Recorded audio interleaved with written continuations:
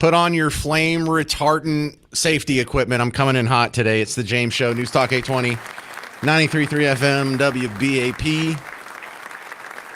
Thank you, Garrett. What would you do if this was your teacher? Yesterday was the first day of school out in Bug Tussle, and I've got 4 kids that are in a public school, and I think public school out in the middle of nowhere has got to be different than it is in the big city here, because we don't have any of these problems that I'm about to play for you. Of course, my sister works at the school district. There's only like 12 teachers because there's only like 15 kids. I'm kidding. I'm exaggerating. But it's a much smaller school. It's a town that is completely submerged in traditional values. So we don't have this going on where my kids go to school. But what would you do if this was your teacher, or somebody listening right now has gone through this situation? How did you handle it? I introduce you to Chase, who the second you look at Chase, before I even start the video, before I even start the audio, you can look and tell that's a woman. It's a woman with a short haircut. It's a woman who's wearing almost the same shirt I'm wearing now. I'm wearing like a golf polo, a couple buttons at the top. Nice collar. It's almost the same color. Got about the same haircut as me too. But it's a woman, and you can tell, and that's fine. You don't have to wear makeup, whatever, but let me play the audio. My name is Chase, and I am a butch, non-binary high school teacher, and this is my plan for back to school this year. The first thing I'm doing this year is I'm just going by Chase. No Mrs., Mr., Mix, like just Chase. I did it last year, and it went great, and none of my students cared at all. None of the administration cared at all. So I'm planning on just doing that again this year. Something I'm doing this upcoming year that I didn't do last year is I think I'm just going to send an introduction email to all of my students and all of their parents, just saying my name, my pronouns, a little bit about my background and why it's important to me. I know that not every single parent is going to understand, and not every single parent is going to care or be respectful, but I think my job as a teacher is to educate people, and if that means I get to educate the parents too, awesome. The third thing I'm doing this year is a pronoun lesson. I'm doing it day 1. I just tell my students that I'm non-binary. I use they, them pronouns, and that what non-binary means to me is that I'm not really a boy or a girl. I'm kind of just doing my own thing, and a lot of them really get it. My students last year would correct each other when they messed up my pronouns, so I'm kind of just hoping for the same thing this year. I am excited for back to school. 800-288-9227. 800-288-9227. Now, I'm incredibly close to this issue for many reasons. Number one, I have 4 kids in school, and they're all in public school. I don't make enough money to put them in private school, and Miss Parker has to work, so homeschool is not really on the table there. But another reason I'm close to this is because my sister's a teacher. I have 2 aunts that are currently teachers. My grandmother, when I was growing up, was a teacher at the school where I went. I had her for reading in 7th grade. I have teachers all around my orbit. Miss Parker, briefly for a couple of years there, was a teacher. Miss Parker. I don't have to do that every time. On top of that, I have a former coworker who I did a show with for years, and then we were still working at the same station for 3 years before that. Afterwards, we worked on different side projects. So for about 10, 11 years, I worked with a guy who's trans. He lived his day as a man, and he got his jollies at night dressing up as a woman. And, you know, if you want to look it up, it's called autogynephilia. That was his specific brand of gender dysphoria. So I'm kind of close to it in that respect, and I saw what he had to go through. I see the tightrope that these people walk. You know, if once you come out, you can't ever take that back. I get that. Can't put the toothpaste back in the bottle. On top of that, one of my previous roommates, in fact, when I met Miss Parker, I was living with a lesbian couple, one of which is a teacher. She was back then. She still is today, works at a public school. And I know that she doesn't go to school and have to tell everyone about her sex life. I know that she doesn't go to school and, well, I've got to send a notice out to all the parents explaining what I do with my undercarriage in my free time. It never crossed her mind, actually. So I know you can be a member of the LGBT community and not have to go through all this. I know it doesn't have to be something that's front and center. I know you don't have to put posters on the wall. I know you don't have to have secret sex talks with underage children behind their parents' back about sexual things. So my question is, how would you handle this? Now, let me be as open-minded and generous as I possibly can. There are some people out there who wouldn't have a problem with this. And if that's the way you want your kids raised and that's the schools you want them to go to, with government officials having secret sex talks with an 8-year-old at school, let's get rid of public schools. Everyone can choose your own school. And if you want to send your kid to the rainbow school, that's cool. If I want to send my kid to the traditional value school where they don't talk about butt stuff with 9-year-olds, that's cool too. But someone's gone through this, and I want to hear your story. How did you handle this? Did you say something to the teacher? Did you say something to the administration? Did you get them fired? Did you try to get them fired and they rebuffed you? Because I haven't had to cross this bridge, and I'm not even sure what I would do. Again, I'm probably more open-minded than most people you're going to hear on talk radio, just because I've been through it and I've been so close to it. But even for me, someone who has been adjacent to where my best friends have been going through similar situations, I don't get this at all. I don't get how Chase thinks this is okay. And as we're walking into the first week of school here, someone listening right now is bumping into this. 800-288-9227, 800-288-9227. Coming up next, a local representative has a bill that he tried a couple years ago, and he's proposing it again. Jared Patterson wants to move back the start of school until after Labor Day. We'll debate that next on The James Show. I'm James Parker. It's News Talk 820 and 93.3 FM, WBAP.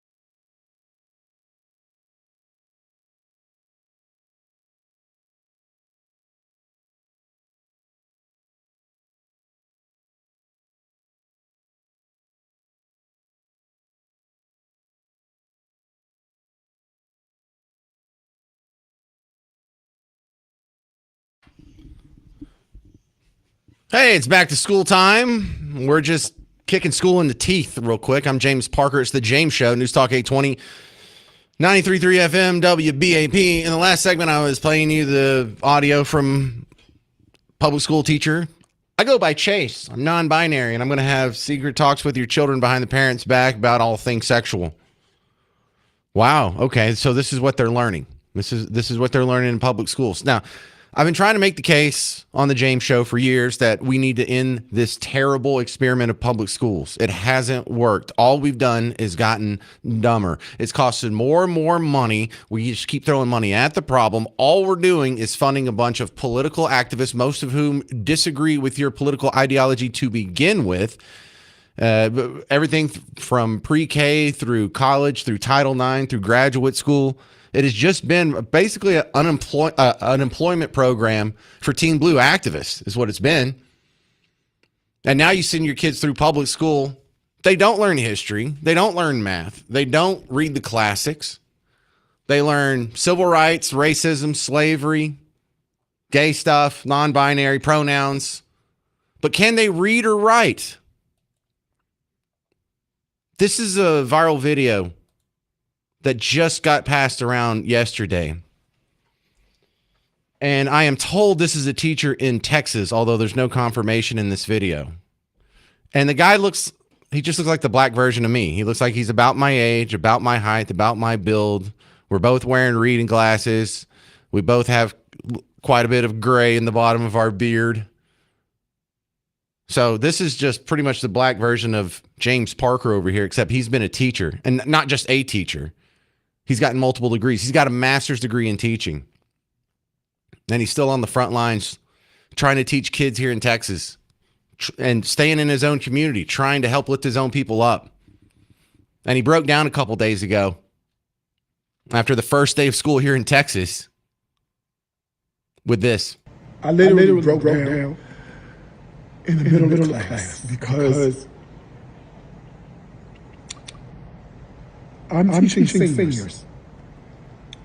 These kids are leaving high school and going to college, hopefully, after they finish. We had two paragraphs to read, one sentence, completely to write. I gave them the sentence stems. I basically completed the sentence for them in the model. These are 17 and 18-year-old kids, and they couldn't fill in 4 words. 4 words. I gave them the scenario. We annotated together. I gave them the answers before we even had the problem. And they couldn't do it. I don't know. I simply don't know where the problem is. This is only day 2. And I have seniors who simply cannot read and seniors who cannot write. All right. How bad does it have to be before we declare public schools a failure? And how ridiculous is it that media outlets were reporting on a swastika that was spray painted on the frontage road in the middle of nowhere, Mesquite, that no one saw, that no one was offended by, that no one was hurt by? Like that's some sort of great offense to our minority communities. I think it's a much bigger deal that they're taking thousands and thousands of dollars from you every year in property taxes and then putting your kids in a government, just a prepaid government monopoly, forcing your kids into this school teaching them absolutely nothing, just wasting all of that time, all that resources, wasting all of these childhoods and cranking out kids who can't read and write. People need to be going to jail. Because the first question you got to ask is, how do they get to the 12th grade if they can't read and write? How do they get to high school if they can't read and write? Because the entire public school system's a fraud. That's why. The entire thing is an absolute fraud.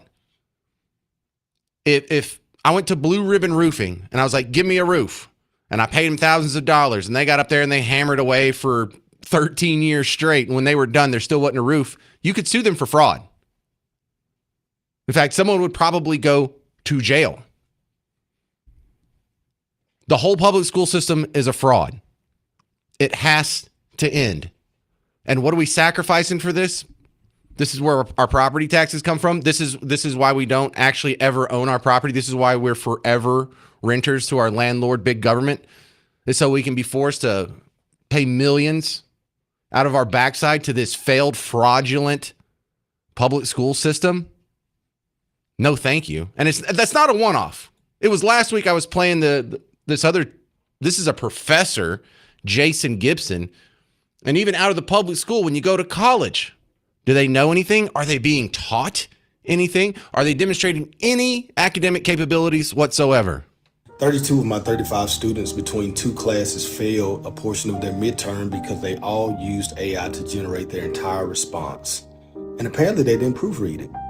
Let me show y'all how I picked up on it. So this discussion post was a portion of my students' midterm, and if you look, it looks normal, right?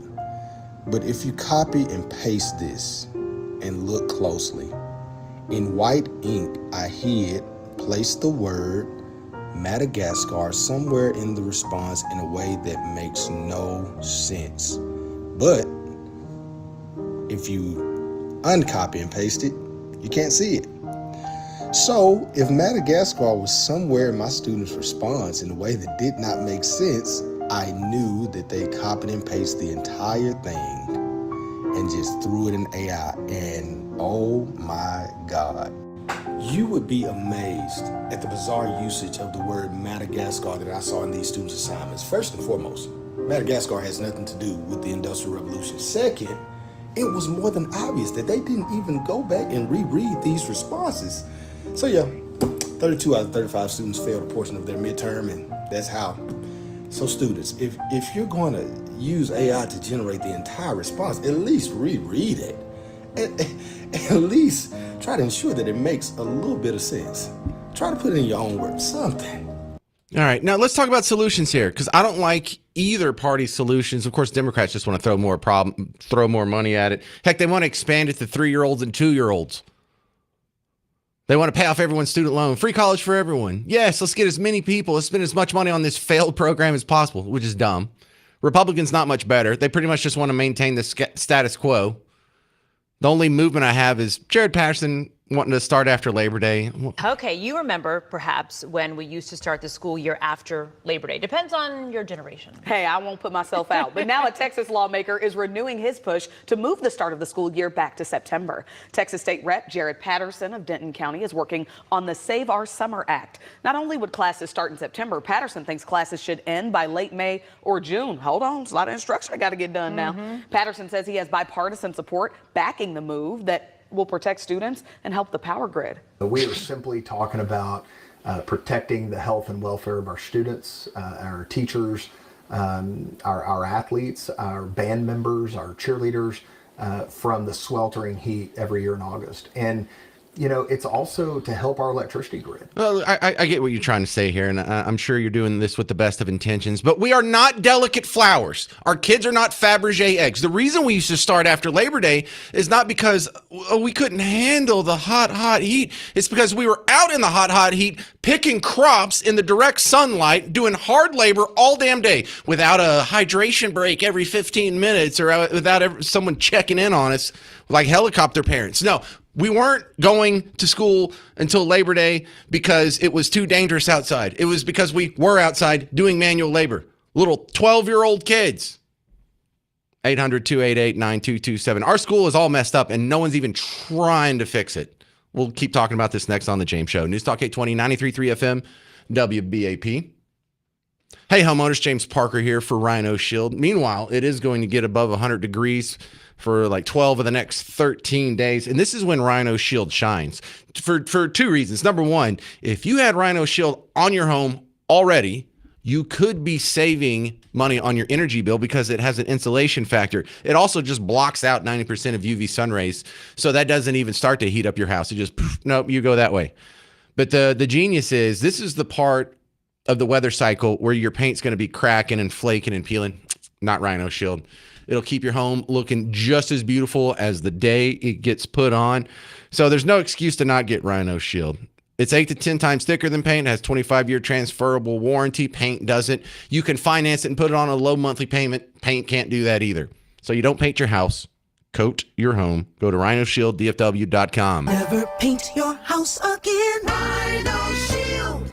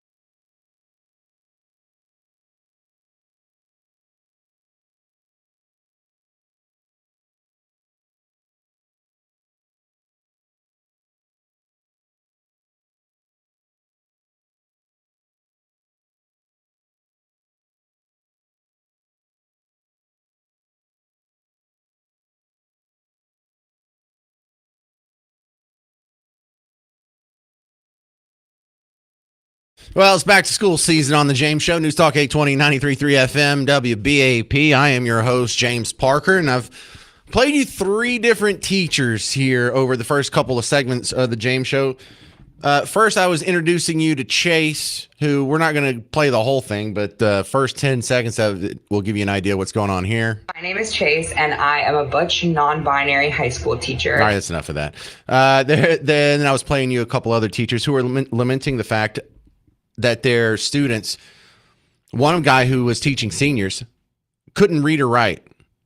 Another guy was in college and had no confirmation that his kids could read or write because 32 out of 35 of them cheated on an essay question with an AI answer.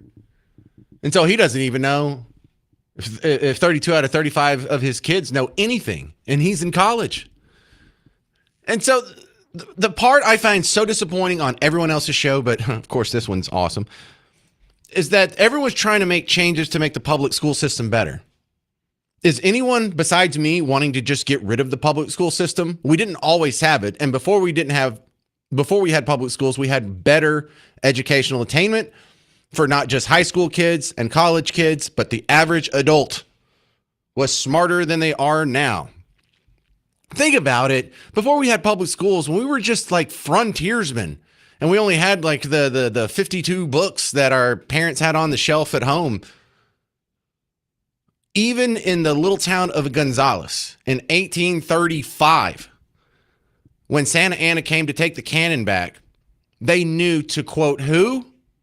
King Leonidas from Sparta at the Battle of Thermopylae? Hell, half of your kids have seen 300 and they can't answer that. So no. Is anyone else on board with me? Can we just get rid of public schools? How bad would it have to be before you have to get rid of public schools? Because we're already graduating kids that can't read and write. I don't know how it gets worse than that. Let's go to Wendy in Dallas. You're on News Talk 820, 93.3 FM, WBAP. Yes, hi. I wanted to speak in regard to the high school teacher. And though I feel the pain of everybody's pointing the fingers on who's to blame here in public education, really we don't talk enough about the responsibility of parents and guardians. If you've got a kid... Wait, hang on. What show are you listening to? Because I haven't put the blame on anybody, and I agree with you. It is not the teacher's fault. It's not the administration's fault. It's absolutely the parents' fault. So I probably should have done a better job with that, because you're coming in like you're disagreeing with me. Oh, no, I agree with all that. Wendy, please continue. I agree with you on the public school system. But what I don't hear enough of and I don't read enough about is the responsibility in the home to make sure that your child can read or write. That's what's frustrating to me, because we keep, like you said, pouring and pouring more money at a problem that is getting worse. So I also don't think the general public has the stomach for reinventing the system. I mean, I think it speaks for itself that in a few school districts around the country that you have astute parents, you have the resources and the time to pour into your kids. But I think generally speaking, what I see is a complete apathy on the people who are responsible for raising their children. And if you don't have reading and writing at home, it will not be refined. It will not get improved once they go to the classroom. And then I think, speaking to the college professor, why are these kids even in college? That's another story for another time. But we're putting kids into college who, as they said, can't read, can't write. So that's really, I agree with what you're saying, and it's very frustrating as a person who's a mother who's raised two children, who is very involved in their education. And I just find it appalling that we don't take enough time to point the finger at those who are raising the children. Well, Wendy, you're going to love this show, because that's exactly what I think. It's pretty much down to the parents, period, point blank, end of story. Because we've even gone through some of the math here. The highest performing public school district in North Texas, Highland Park. The worst one, Lake Worth. Highland Park pays its average teacher less than Lake Worth, so it's not a matter of money. The student-to-teacher ratio is higher at Highland Park than it is at Lake Worth, so it's not like we don't have enough teachers. No, it's all about the parents. Wendy's absolutely right. So all this stuff, well, we just need a public school system and they'll do better. No, if they have crappy parents, they're going to do terrible. Why drag down the rest of our kids with them? Matt in Fort Worth, you're on News Talk 820 93.3 FM WBAP. Hey, I was just going to say, she kind of took part of my thunder, but on the other hand, I think it depends on the school district also, because, my kids are doing great. They're learning things that I had no idea existed when I was in school. And I hear these stories about these, maybe they're inner city schools or whatever it may be that are failing, but over in the Keller district, we seem to be doing great. And I don't know if that's because of the families that live there, or if it's caring teachers, or what the difference is. Well, you know damn well what it is, Matt. Over in Keller, they have dads. That seems to be the two determining factors that I have gleaned from the James Show, and you're not going to hear this analysis from anyone else, because I don't know why everyone is so married to this public school failure. But the two determining factors on how the school district scores on aptitude tests, number one, is dads. How many of the kids are born out of wedlock and being raised by their biological parents? Number two is how many students are illegal immigrants. Because the students, the school districts that score the worst aren't like, a lot of people would think, well, if it's dads, then wouldn't the black school districts do worse than all other school districts because they have the highest out of wedlock birth rate? No, actually the school district that do the worst are the ones that have 60% of their students speak English as a second language. Well, what about us who, possibly can't afford to do a private school? What is the option? Because look, Matt, I'm kind of out of time, but I'll tell you what I've seen when I lived in New Orleans for a few years there, for a long time, a little over a decade. No one sends their kids to public school, and they're on an island. They're surrounded by swamps on three sides, and a river, swamp, and a lake. So there's not like an easily accessible public school or suburban situation. Everyone just goes to private school. That's all. Everyone, and it's a lot cheaper than here because, you have 100,000 kids that are going through the private school system. Oh no, we can do it. And we know we can do it because we did it before we had public schools, and we did it when we were a lot less prosperous than we are now. And we got better results. 800-288-9227. Coming up next on The James Show, Dallas City Councilman Kara Mendelson is going to come in and talk about this joke of a budget and bond proposal at Dallas City Hall. I'm James Parker. It's News Talk 820 93.3 FM WBAP.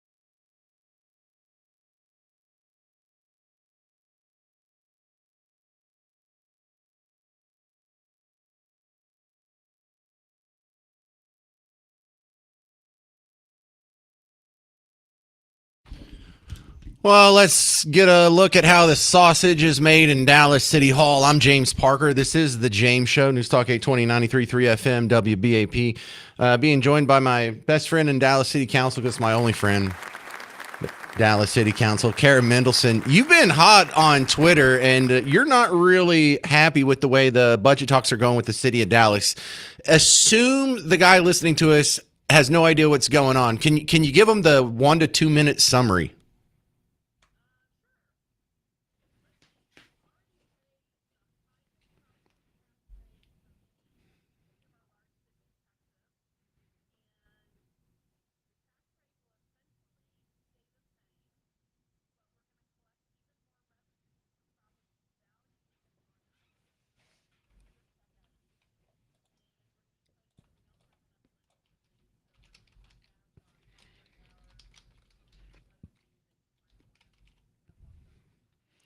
So talk about this big budget deficit that's going on. I mean, we're in the middle of furloughs and whatnot, and you would think that they would be making some cuts, but instead of cuts, they're proposing new bonds.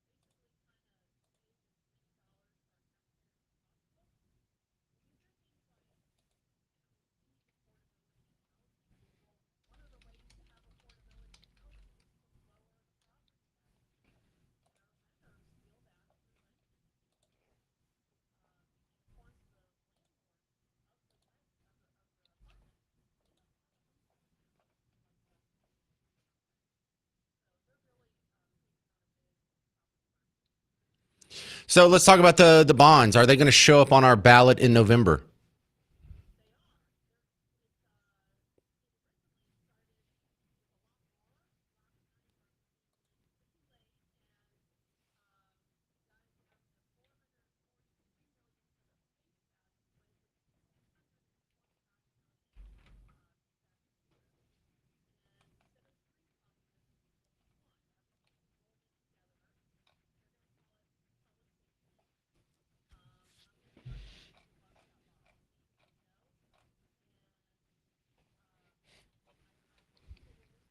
By the way, it is a monumental event in the history of politics when a politician tells you to vote against the bond. You have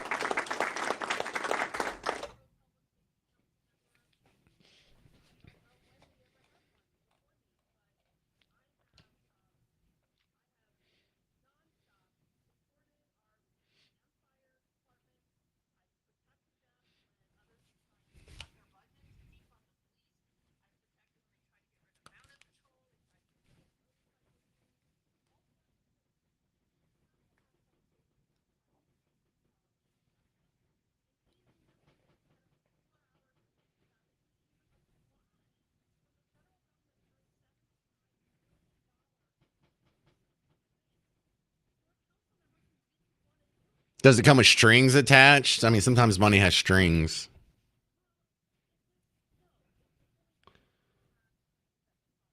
But we have money for the Dallas Wings, the WNBA practice facility. You know, what's with the mounted police? They're not more important. Oh yeah, because that's federal money and all that stuff.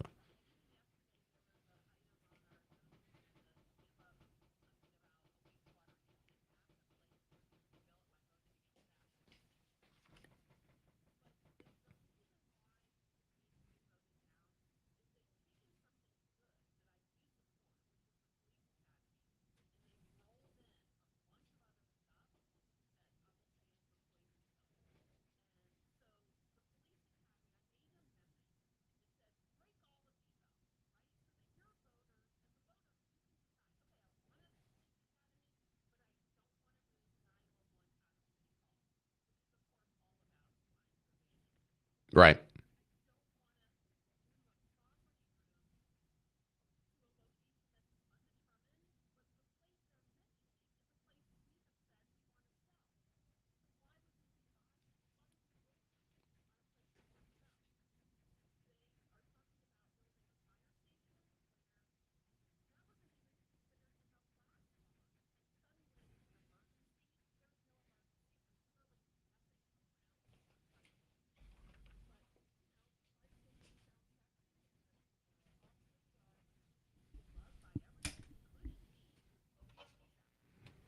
Right.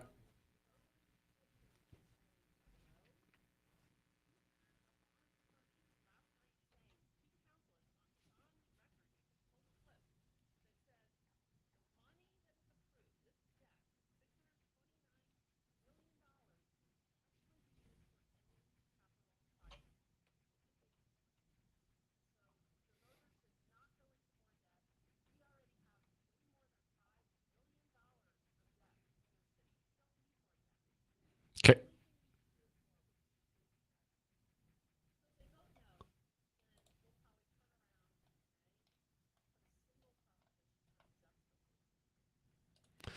All right. Well, that's a great update. Thank you very much for fighting the good fight. It sounds like you're in the minority up there, but keep us updated, Kara. Thank you very much. All right. Coming up next, I have a couple callers who want to weigh in on the teacher topic because we were discussing that for the first week of school here. 800 288 9227. And also coming up in the next hour, you're going to hear about our Muslim foot baths already installed in Dallas Fort Worth Airport. I'm James Parker. It's News Talk 820, 93.3 FM, WBAP.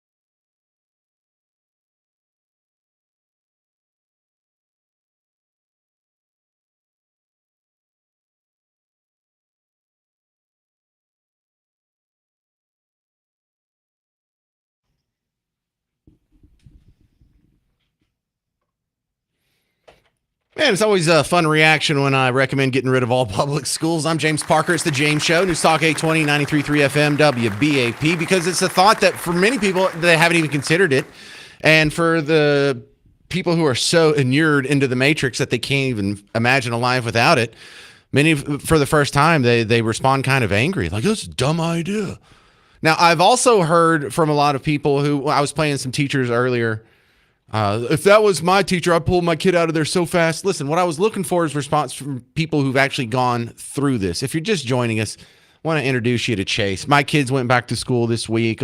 Most kids in North Texas going back either last week, this week, or next week. And so we're facing this level of topics again. What would you do if this was your teacher? My name is Chase, and I am a butch non-binary high school teacher, and this is my plan for back to school this year. The first thing I'm doing this year is I'm just going by Chase. No Mrs., Mr., Mix, like just Chase. I did it last year and it went great, and none of my students cared at all. None of the administration cared at all. So I'm planning on just doing that again this year. Something I'm doing this upcoming year that I didn't do last year is I think I'm just going to send an introduction email to all of my students and all of their parents, just saying my name, my pronouns, a little bit about my background and why it's important to me. You know where that's going. And then we're comparing that to the teachers who actually care. Here's Jason Gibson. 32 of his 35 students cheated with AI. 32 of my 35 students between two classes failed a portion of their midterm because they all used AI to generate their entire response. That was in college. And I was playing also another Texas teacher who was crying because he has a new class of seniors that came in. Most of them can't read and write. That's in Texas. So we're just getting some responses from your neighbors here. I did that backwards. Kendall has been waiting in Thornsdale. You're next up on News Talk 820, 93.3 FM, WBAP. Yeah, thank you for taking my call, James. I am a product of work study. I started UT in 72. Chevron hired me because they went to UT. I worked in New Orleans for Chevron, and mission accomplished. And my mother had a full scholarship to Rice and no money for school clothes in 1940. There was only 3 valedictorians. And what they did at UT was give us CPA exams. And I never cheated. And when I sat for the CPA review, the professors were outsmarting us. So they graded us 10, 20, 40. And you get your intelligence from your DNA and your environment.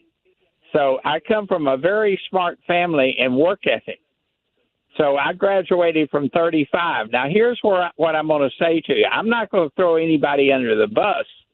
But if you want to help people in real estate, interview Robert Torres with NACA, NACA.com. And they do loans 0 down. I've only done real estate 41 plus years, and I actually sponsor millionaires. So I've been up in Fort Worth. I'm Austin. Hang on, let me stop you. Kendall, what does that have to do with teachers and public schools? Well, I'm just giving you a deal about housing. People are lazy. You have to understand that if you come from a smart family like I do, the teachers would give you grades. I don't know if your family's that smart. You can't stay on topic. Yeah, I can. You know what? I'll tell you, my brother has a national merit winner, Princeton. We'll just go on to Steve, right? Yeah, Kendall, your family's very smart. We got it. Y'all are so smart. Steve in Springtown, you're on News Talk 820, 93.3 FM, WBAP. Well, good afternoon. So I will tell you, it's a shame what we have done to our children and the fact that they cannot read and write. Yes, the parents need to be involved, but I was an SRO in the 1990s, the late 90s, and saw in the schools them pulling children out of class, those that could not pass I think it was TEKS, the state test. That's what our teachers are stuck with nowadays, is teaching a test.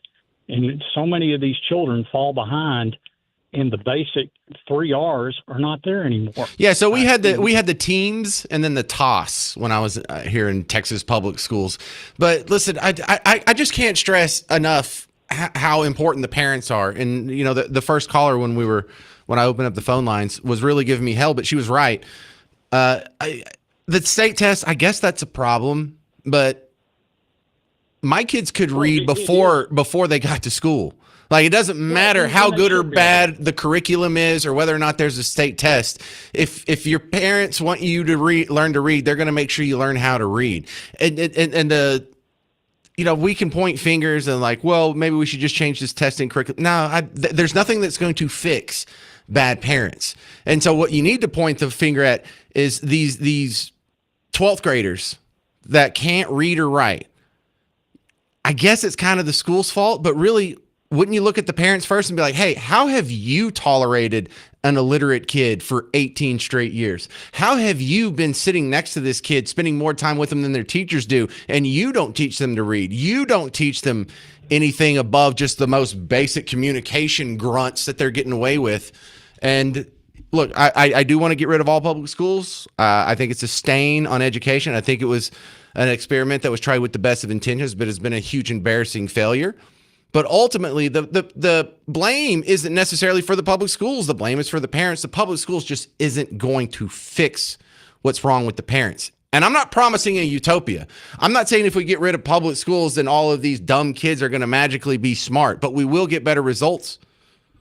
Like, I'm not saying if we get rid of all social programs, that'll get rid of homeless people. But we have social programs and we have homeless people, right? So we clearly aren't solving the problem with all this money thrown at it from tax dollars. Same thing with schools. Yes, we have public schools. We still have dumb kids that can't read and write. Can we get rid of public schools? Yeah, but some kids aren't going to be able to read and write. Yeah, that's the situation now, bud. 800-288-9227. Coming up next, since they fight against Jesus and the 10 Commandments and crosses and the Bible and the public schools because separation of church and state, does it make any sense to allow Muslim foot baths in DFW Airport? I'm James Parker. It's News Talk 820, 93.3 FM, WBAP.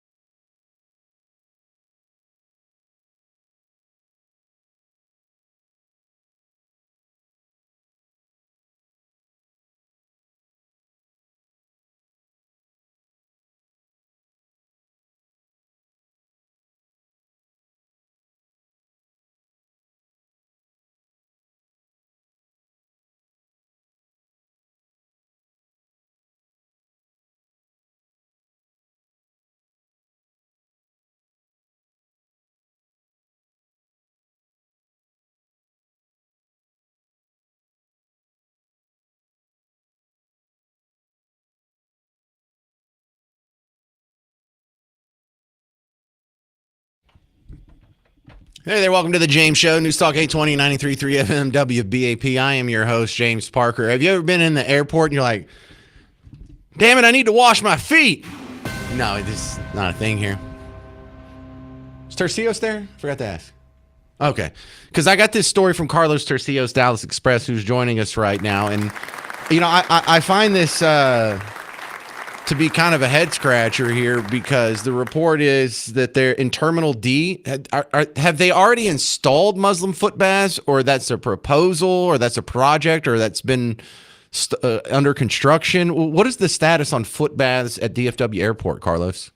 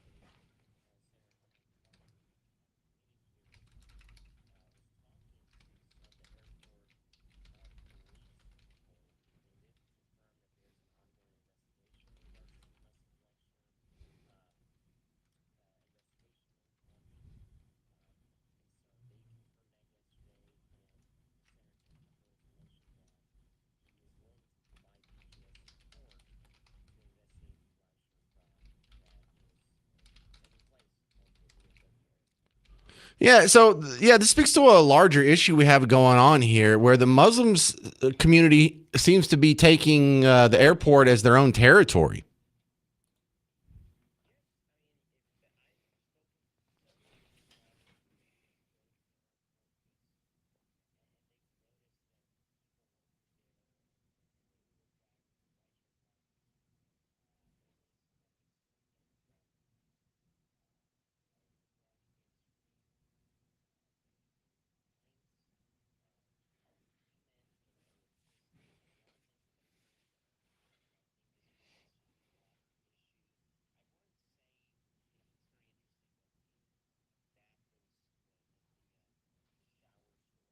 The foot bath, yeah.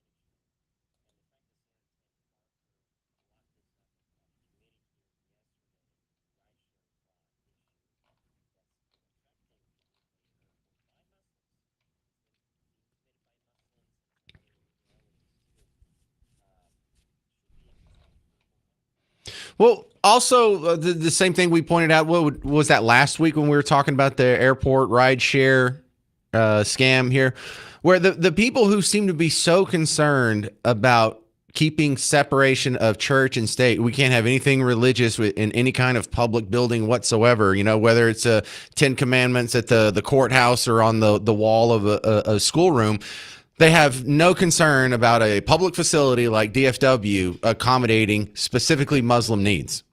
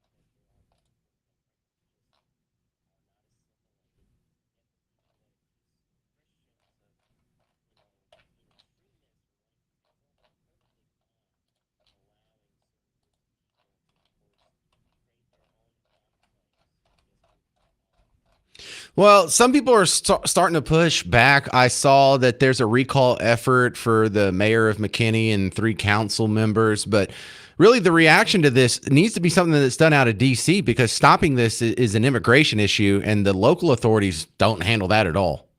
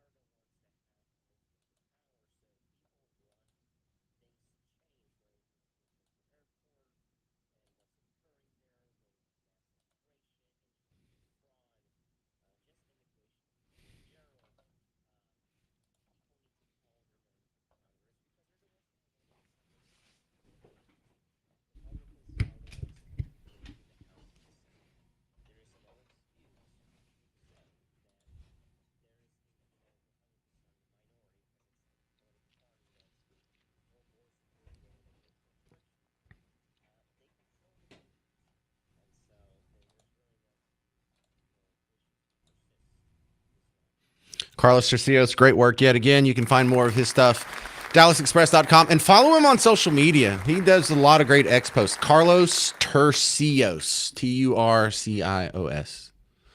All right, coming up next on the James Show, a couple callers want to weigh in on my public school debate, and also an email I'm going to address where I've just had it. You know, it's the first week of school. I think we would do better if we just got rid of public schools altogether. I'm James Parker. It's News Talk 820, 93.3 FM, WBAP.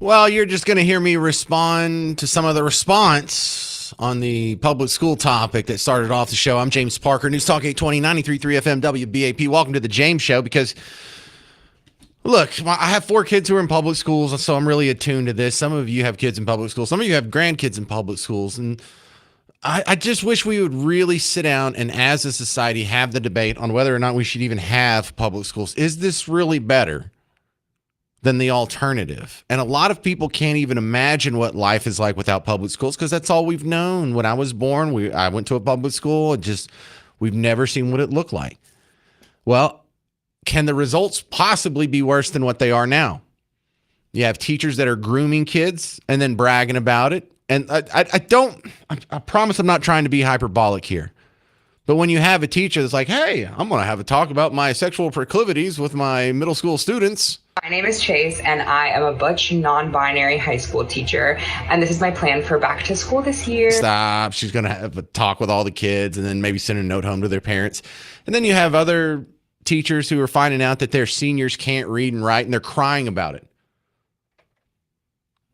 Now, here is an email that is a joke, but very important because it's true. Ken in Lone Oak. I love smart jokes. He said it's no way we can get rid of public schools. It's too important for the most important class they teach, football. He's right. The number one impediment to us getting rid of public schools is probably football and how much we love it. Because the other dastardly thing that it's going to be almost impossible to separate, when I tell you we need to get the government out of education, that means college too. And for some weird mutation that our founding fathers would probably find completely abhorrent, we have merged the minor league of professional football with our college system to where they are inextricably linked. And so somehow Texas Longhorns, for some people, it's an education system. For some people, it's their minor league football. It's how they get to the NFL. And for most people that go out and they buy a Texas Longhorn shirt or whatever merchandise, they're not doing it because of their fantastic work with graphing calculators and Bunsen burners. It's probably because they're football fans or some sports fans. So really, that's a joke, Ken and Lone Oak, but that was a great joke because the number one thing that's probably stopping my dream of getting government out of education is football. And I love it too, so I don't have an answer for that. Max in Frisco, you're on News Talk 820, 93.3 FM WBAP.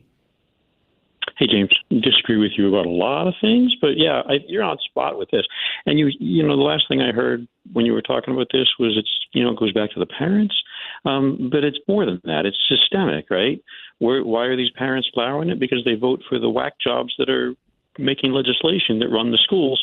And why are the parents doing that? Because they were educated by the schools. I mean, this goes back, decades, if not a century or more. It's a systemic problem because we live in a society that's interested in money and selfishness and power instead of actually being good, being moral, the Judeo-Christian. Yeah, well, I don't like that word systemic here because that almost implies that if we just tweak the system, we'll get rid of this. Because no, systemic means something different. Systemic means it's a system-wide problem. The system needs to be revamped. The system needs to be retaken over by people with the right fundamental point of view, right? And when I say right, I mean objectively right. You're talking about objective reality, the way God created the world, and that gets into everything, the whole way our society's gone. Yeah, I don't think it matters who's in charge or what their ideological view is. If you're going to have more than 70% of your kids born out of wedlock and they're going to be concentrated in a community and those are all going to be kids who go to school together, you're going to have a failed school system. Right. But it all starts way before that. It's these are the branches of the tree. And I love the roots of the tree. I love talking about getting to the roots of the problem because so much of what we talk about and when we deal with the education system is, how do you treat the symptoms? But I love your talk about the root cause because what is the root cause? Well, people are having kids out of wedlock. So what's the root cause of that? Well, people aren't waiting till they get married to have kids. So what's the root cause of that? Promiscuity is being encouraged like it's the coolest thing in the world in every movie and every popular music and every pop culture reference you have. They're just encouraging promiscuity. They're not getting married is something boring and fuddy-duddy, and you're losing your friends to marriage. Oh, I lost another man. He got married, lost another one of my friends. We'll never see him again. Or if you get pregnant, oh, your life is over. You can't have it all. You can't have your career. You can't go have brunch and pay $18 for eggs on a Sunday instead of sleeping in or going to church. Yeah, it's all those things. Cynthia in Midlothian. You're on News Talk 820 93.3 FM WBAP. Hello, I'm a 30-year public school teacher, but I'm retired. Taught high school and middle school English, and I agree. I don't think that we should have public education.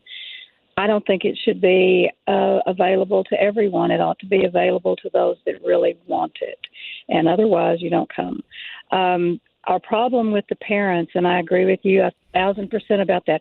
And I was a very effective teacher, and I loved teaching, and my students always did well, and they liked my classes.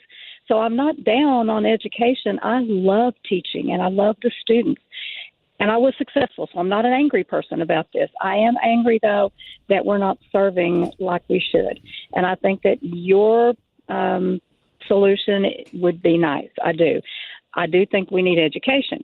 Yes. We've got parents who are products of our system, the same one we're railing against now, so they don't know how to help their children.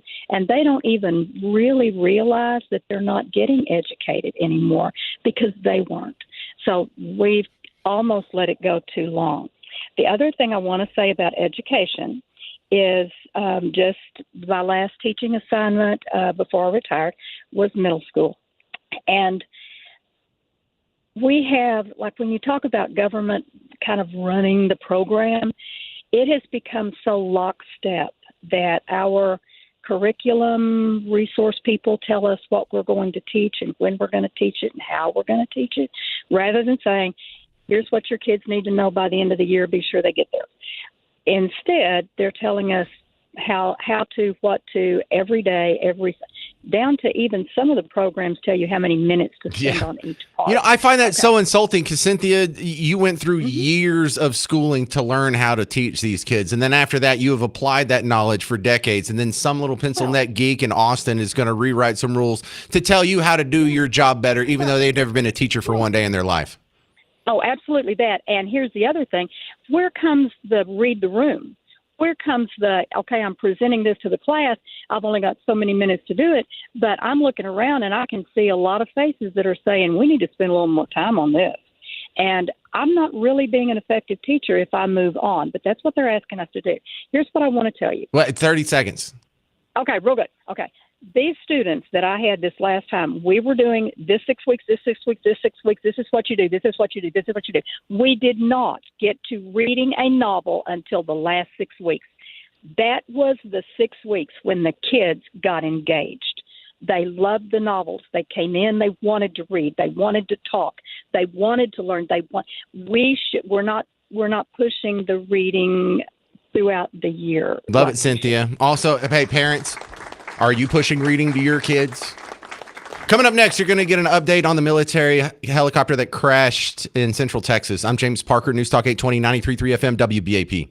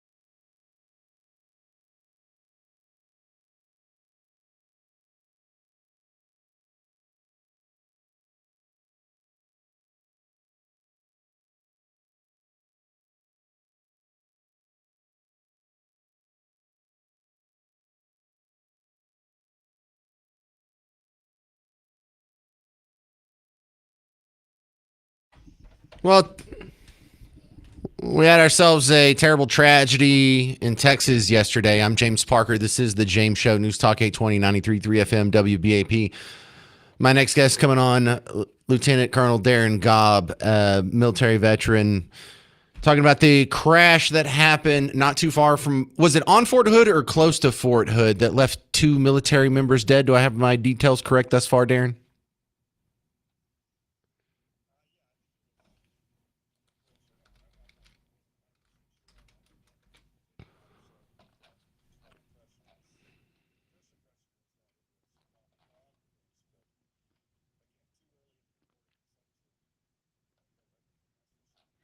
Well, so these things happen whenever you have a military with millions of people and hundreds of thousands of vehicles, and people are being trained on these very complex, difficult skills. Accidents are going to happen. We think this is just another accident that happened, or anybody suspecting anything foul?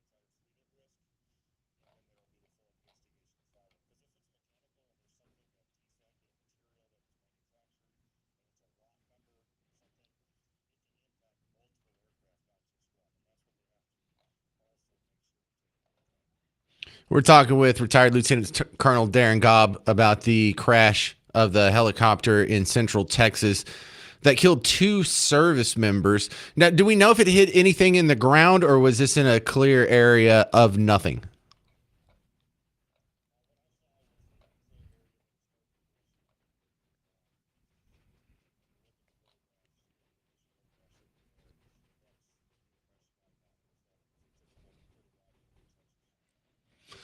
All right. Well, thank you very much, Darren Gobb. I appreciate you breaking some of this down for us. Just sad day all around, but I guess these things happen. If you're going to have a military, you're going to have some accidents here and there. And I hope that's all it was just an accident.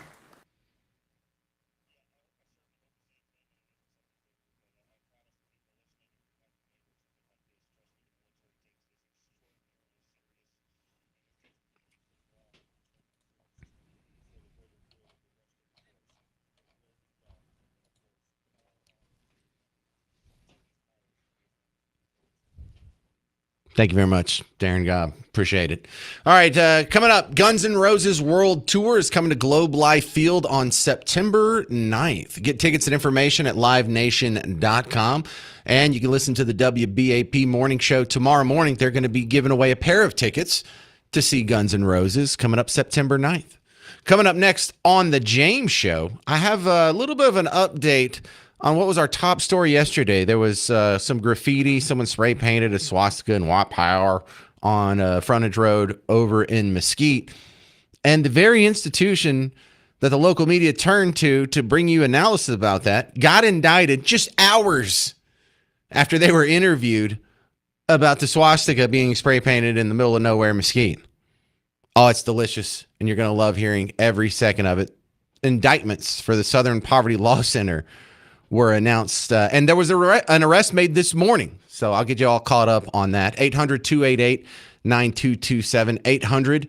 800-288-9227. I'm James Parker, and you're listening to The James Show on News Talk 820, 93.3 FM, WBAP.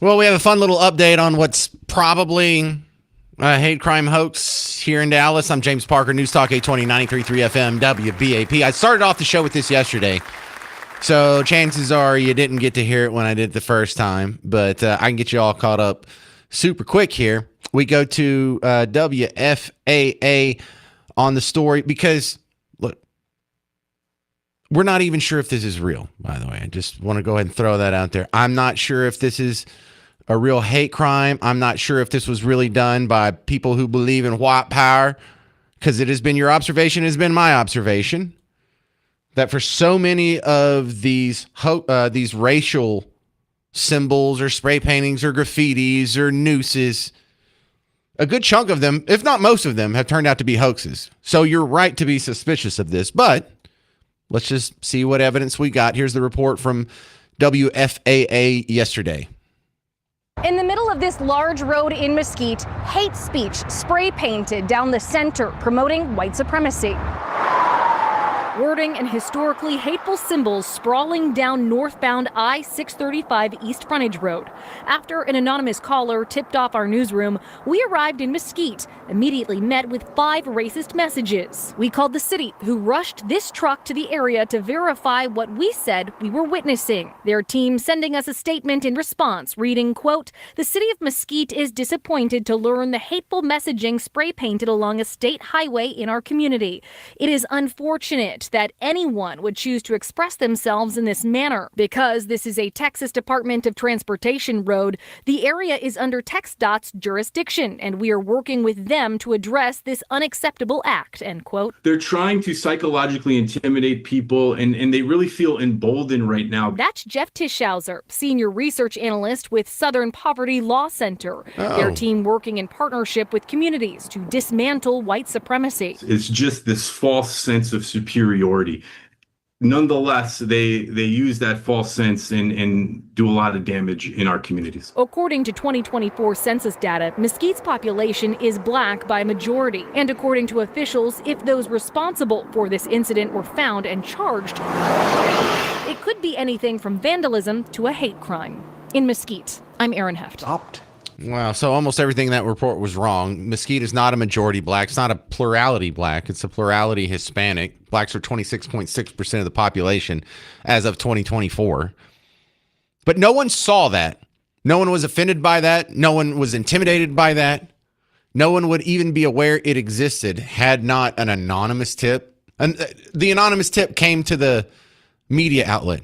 That's interesting. You mean the anonymous tip didn't go to the police? You mean they didn't want the police to discover it? They wanted the cops to discover it. Who thinks that this was a legit hate crime, and who thinks this was a hoax? And if you don't have proper skepticism of the SPLC, well, perhaps I should remind you why you should have proper skepticism of the Southern Poverty Law Center, because that's what I started my show with yesterday. And then this morning there was an arrest by the former chief financial officer of the Southern Poverty Law Center, the very people who they turn to help root out hate crime or hate groups. No. They don't root out and dismantle hate groups. They prop them up, they fund them, and then they give them all the promotion in the world.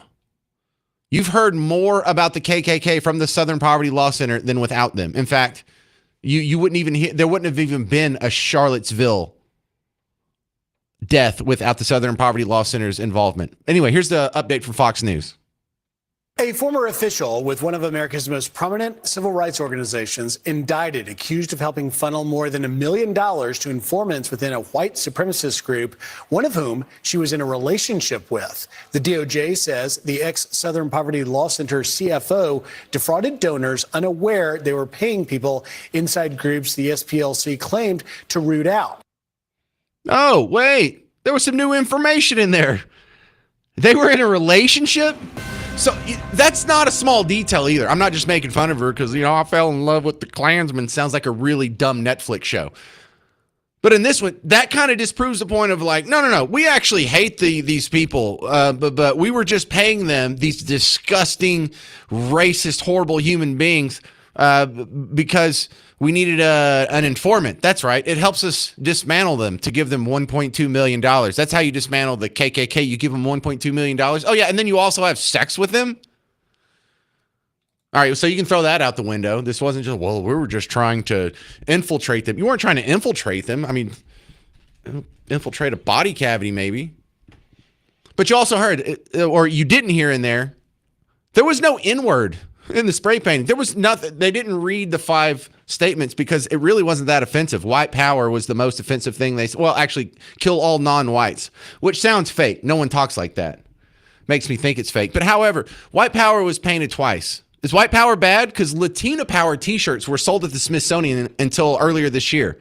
In fact, we had the clip from Brandon Gilt now a month ago on Capitol Hill. It's appropriate for the Smithsonian Institution to sell Latina power paraphernalia, hats, mugs, other things that say Latina power.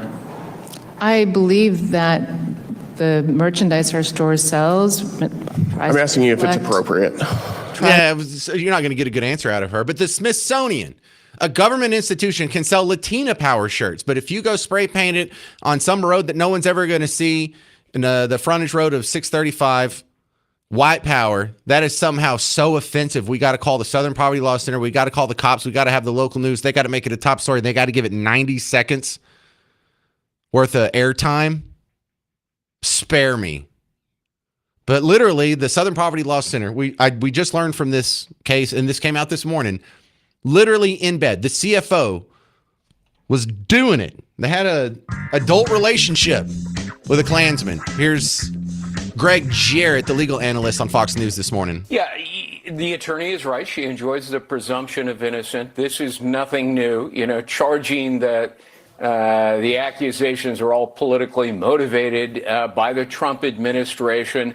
And yeah, I mean, you can almost envision the argument here. Well, in order to infiltrate white supremacist organizations, we have to insert informants. They have to be paid. The problem for the defendant here is that she was enjoying the fruits of her own money from her employer and using shell companies to send it to accounts that she shared with the informant. So, I don't know how you get out of that. It's going to be a tough one, Griff. So that's a hell of an update. The Southern Poverty Law Center went from promoting and funding the Klansmen to promoting, funding, and doing Klansmen. Yeah, good job fighting hate groups there by sleeping with them and giving them millions of dollars.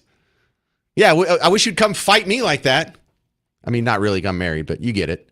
Coming up next, Donovan Lewis from The Invasion on our sister station, The Ticket, is going to have a football season preview for the Cowboys. I'm James Parker on News Talk 820, 93.3 FM, WBAP.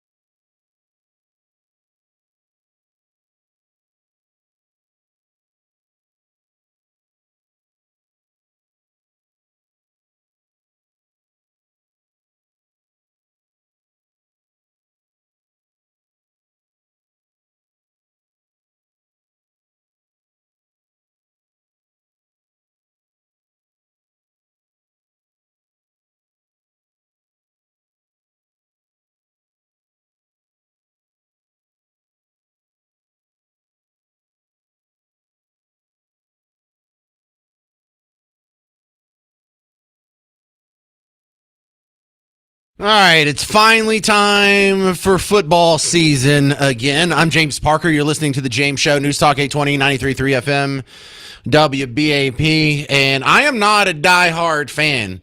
If we're going to be pulling a 0-17 season, I'm not going to sit around for all of that. However, I think we have reason to be a little more optimistic this year than last year. I mean, I guess technically the defense statistically can't be worse. The offense is okay. So to give you a little more depth on this, Donovan Lewis coming back on from the world's most dangerous midday show, The Invasion, on our sister station, The Ticket. So Donovan, I mean, if you had to handicap the Cowboys, is there reasons to be excited for this season?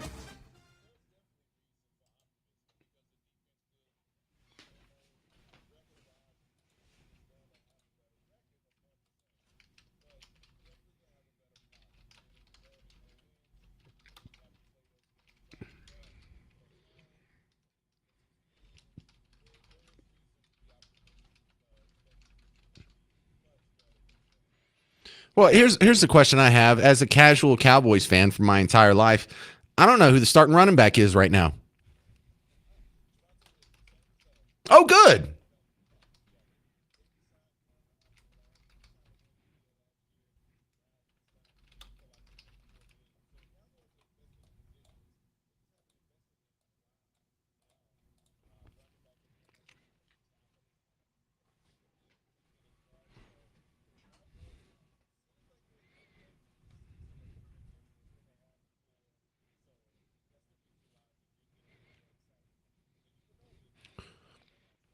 Well, it also feels like part of our woes were out of our control because you can't plan for injuries. And so you have Deron Bland, who is an interception machine, out with injuries. DeMarvion Overshawn, who is awesome for the 4 games a year that he's not injured. You know, how can we help that?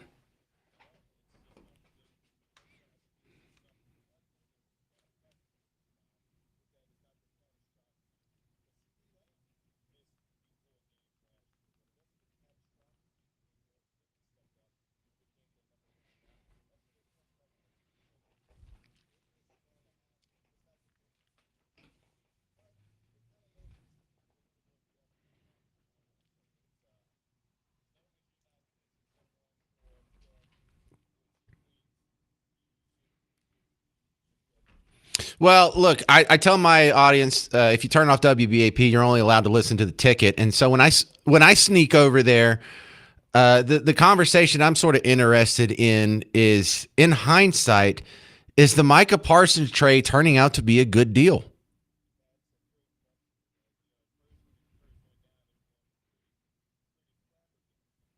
I was.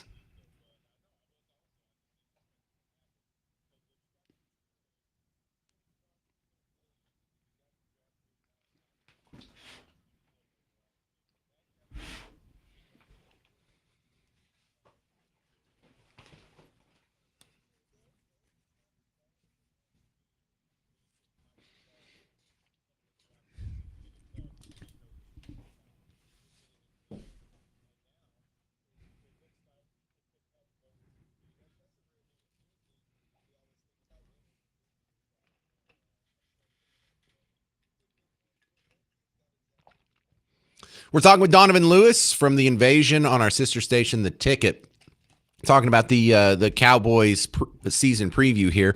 What would you say is our biggest hole, our biggest position of concern on the Cowboys?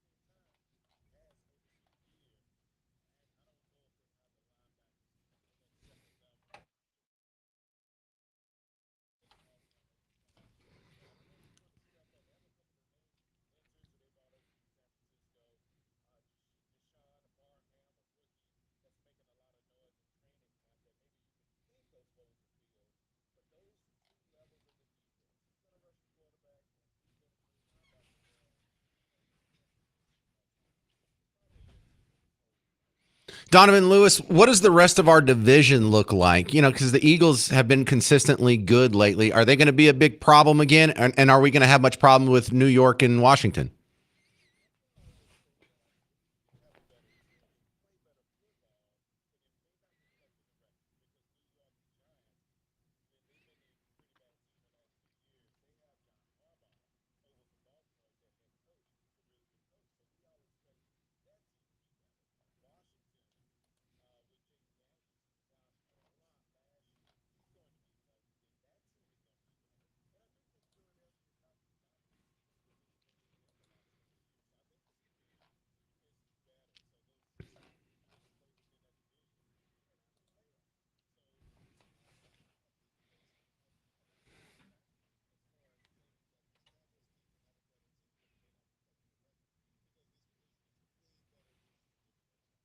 Will we at least make the playoffs?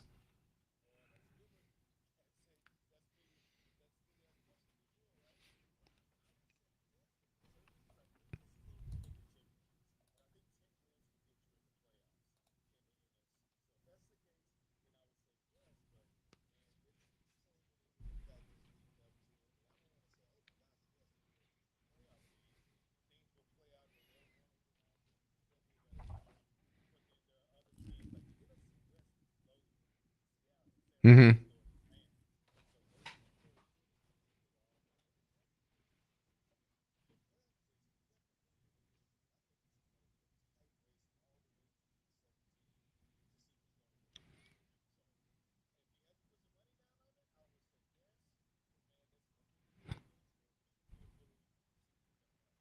All right, this is Donovan Lewis from The Ticket. Congratulations on another good ratings book, by the way. Save some listeners for the rest of us, all right? All right, coming up, we had a shooting in Fort Worth. And what is the deal with people who get so upset in traffic? I'm James Parker. It's News Talk 820, 93.3 FM, WBAP.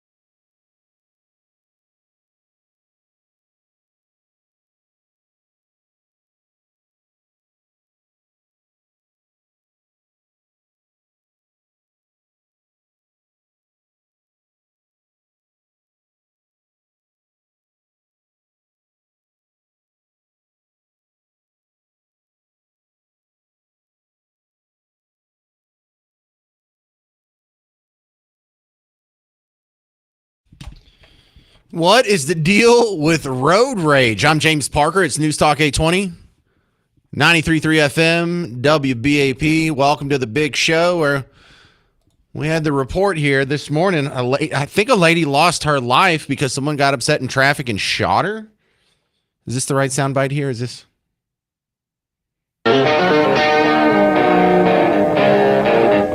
Hey, man, is that Freedom Rock? Yeah, man. Well, turn it up, man. All right, that wasn't the right soundbite. Here's WFAA.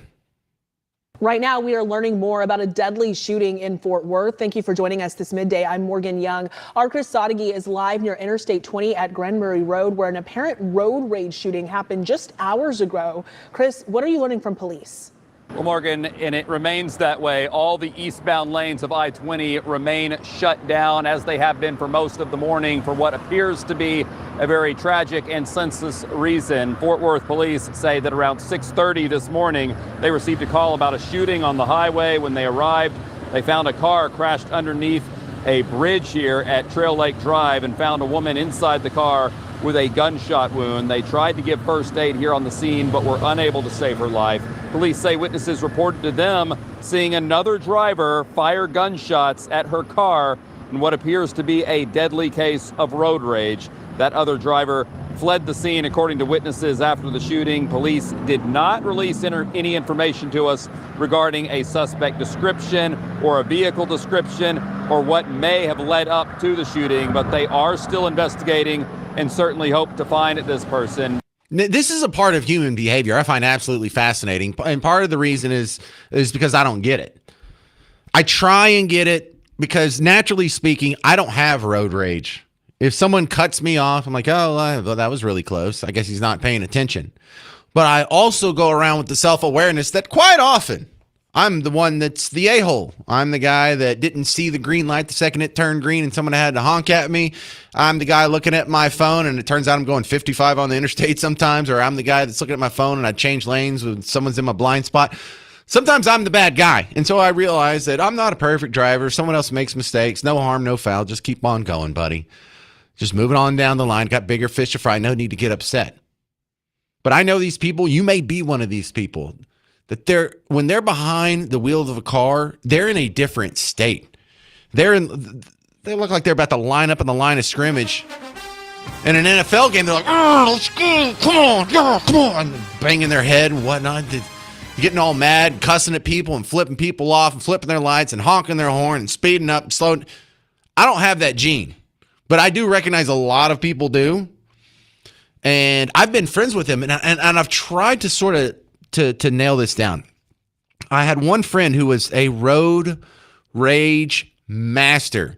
He was like the total black belt ninja in road rage. His name was Gage, Matt Gage. We called it Gage Rage. He would get real upset driving. He'd also get real upset after about 20 beers. But we didn't like to mix the two. But in the span that I worked with this guy for 2 years, he got in 3 road rage fights. And the one thing I noticed is the road rage fights were always with willing participants. If he got mad that someone cut him off, he would get next to him and he would flip him off. And a lot of times it would just be that. But if he flipped someone off and he flipped off someone with his temperament, if he flipped off one of his road rage, Gage Rage clones, well, then it was on. So you put these two people together. Yeah, you pull over and I'll kick your butt. Yeah, you go ahead and pull over, I'll kick your butt. And they pull over to the next gas station, they get in fights, and then they move on. It's the damnedest thing. You never got arrested for anything. But in this one, I don't think we had 2 willing participants. I think some guy got upset, and I don't know what would get you so upset that you need to take somebody's life on the road. But here's my theory, and tell me if this is too far off. I think some people feel the physiology of driving, and it's easy to forget because it feels like you're not moving. It feels like you're just sitting in a room and the world's moving around you. But just like when you're on a roller coaster, or if you're in an airplane, or you drive really fast in a car, your body knows that you're going really fast. And your body also knows that that's not really natural to the human condition, which means if you're going really fast and something causes you to come to an immediate stop, you're probably dead. So I think it must be tied to that. I think our animal instincts knows that what we're doing is inherently dangerous. In fact, it's the most dangerous thing we do every day. It's the most dangerous thing we do in our entire lives. Unless you've gone into a theater of war, it's the most dangerous thing you've done in your life is get on a freeway. And so I think people are in this sort of hyped up fight or flight moment where they think they're fighting for their lives, because I guess in some ways they kind of are. And that's the only way it makes sense to me, because the rest of it, I couldn't imagine being that mad. Of course, I've never been so mad at someone I wanted to shoot him anyway. But over getting cut off in traffic, or even if you had a fender bender, it's like, whatever, bro. This is a Toyota. I was almost done with this thing anyway. All right, coming up next on the James Show, there is some new demands from the illegal immigrant community where they don't think they should be deported. In fact, they think they should be getting a break if they've been here for years and years, and they should just be allowed to stay. But it's going to tick you off because the person making this argument can't even speak English after being here for 37 years, and I'll play it for you next on the James Show. News Talk 820, 93.3 FM, WBAP.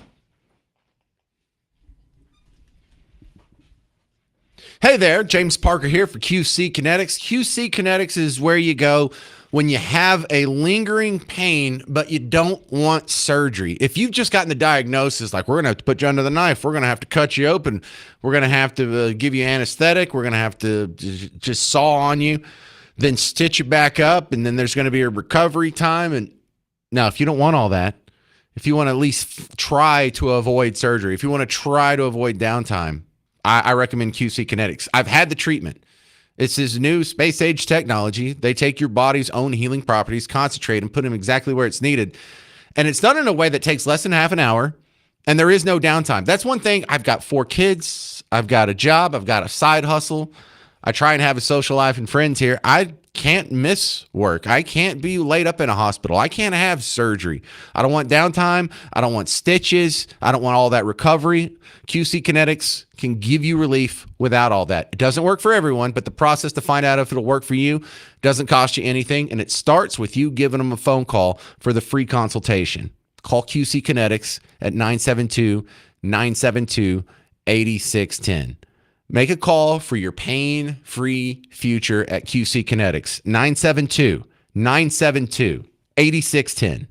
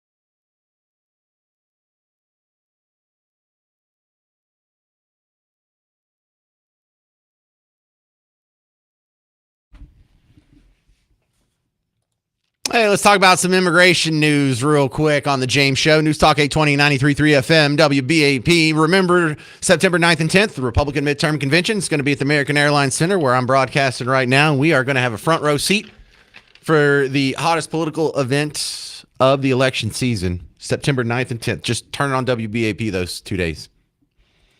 All right, so we have a lady. Her name is Margarita Cielo Balbuena, and she is demanding not just amnesty for herself and her situation, but really for anyone who's been here at least 7 years.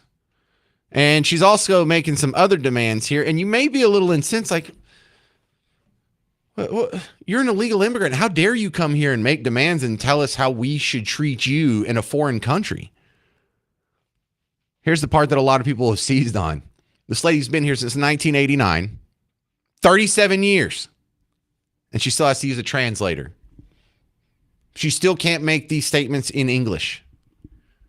So we're supposed to bend over backwards to accommodate you when you come to our country illegally, but you don't even bother learning the language, and then you're going to come here and make demands? Dude, look, I'm not fluent in Spanish, but I learned half of Spanish, and I'm still in America just because there's so damn many Spanish speakers around me. And you can't learn English after being immersed in America for 37 years. You're not trying to assimilate. In fact, you're actively rejecting assimilation if you made it 37 years and you can't speak English. And what brain trust thought, hey, here's how we make our case. Let's go get someone who can't even speak English. That'll go over well with Middle America. Les pido que sean campeones de un cambio a la ley de migración. Necesitamos una vía a la ciudadanía para todos quienes estamos presentes por 7 años o más en este país y que paren las redadas y la inmigración aterrorizada. Over. I ask that you be champions of a change in the immigration laws. We need a path to citizenship for those of us that have been present at least 7 years in this country. We need a stop to these raids that immigration is using to terrorize Dover. No es justo que yo esté en este país desde el 1989, pago mis impuestos, soy dueña de casa, dueña de negocio, que le doy trabajo a otras, que tengo a mis hijos, a mis nietos nacidos acá, que igual sufren el dolor físico y psicológico. It is not just that someone like me, who has been in this country since 1989, who pays taxes, who is a homeowner, a business owner, who gives work to others, someone who has children and grandchildren who are born in this country, that I have to suffer the psychological and physical abuse. Más humillación, que es un arresto violento, y a la vida de una cárcel de inmigración. And that I have to also suffer the humiliation that is the violent arrest and detention in an immigration detention center. Call Guinness, because I just found the world's biggest balls. Yeah, the injustice, the humiliation. Being arrested and having to go to jail. For what? Breaking our laws for 37 years? I'll tell you what's not just is you being able to come here and break the law every second of your existence since 1989, and then you get all pissy when we say we're going to enforce the law against you. No, you're not being treated unfairly. The rest of America has been untreated unfairly by tolerating your presence. The fact that we haven't enforced our laws against you for 37 years, when the rest of us, we get tickets, we get written up, we get all kinds of charges thrown at us for light and transient causes. God forbid if I drive around without an updated sticker for 2 months. Oh yeah, the law comes down on you and me hard. The law comes down on you and me getting letters from the IRS. They're all up your butt for everything. Every code inspection, every certificate of occupancy, every parking ticket, every parking boot. Oh yeah, it's just the humiliation and it's just not fair. Get out of here. Get out. Keep the thing. Go back to your house. Max and Sanger, you're on News Talk 820 93.3 FM WBAP. Yeah, I would just want to make a comment. This is the first time calling you guys that she's wrong. I mean, she's not supposed to be demanding anything. She needs to be grateful that she's here, that she got a job, that they actually, this beautiful country, that actually they give an opportunity to excel. I voted for Mr. Trump. and I'm 100% behind him. I've been here since 1985, September 28, 1985. That was my first day in the United States. In about 2 years, I learned how to make a conversation, how to ask questions, how to ask things in restaurants. You got to learn the language. Think about it. If you go, I don't know, to Europe, if you go to Mexico, you got to learn to speak the language over there so you can communicate. Hell, I had to learn the language just so I could play soccer. Thank you. Yeah. In America. Now, Max, I'm not going to call ice on you or anything, but when you came here, was it legally? No, sir. It was not. It was not legal. It was illegal.